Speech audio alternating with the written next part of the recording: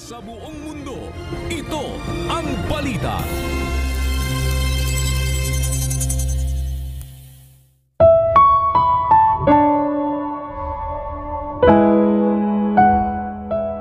Kundi ang kanyang kasayahan ay nasa kautusan ng Panginoon, at sa kautusan niya nagbubulay-bulay siya araw at gabi. Awit 1:2.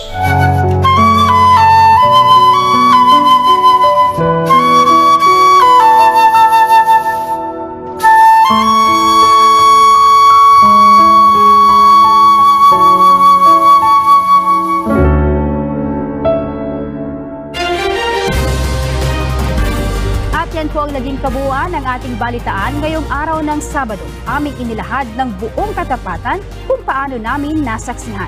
Sa ngalan ni Kuya Daniel Razon, ako po si Grace Casin Cosare. At dito sa UNTV, Diyos ang aming sandigan, serbisyo publiko ang aming pinahahalagahan. Magandang hapon.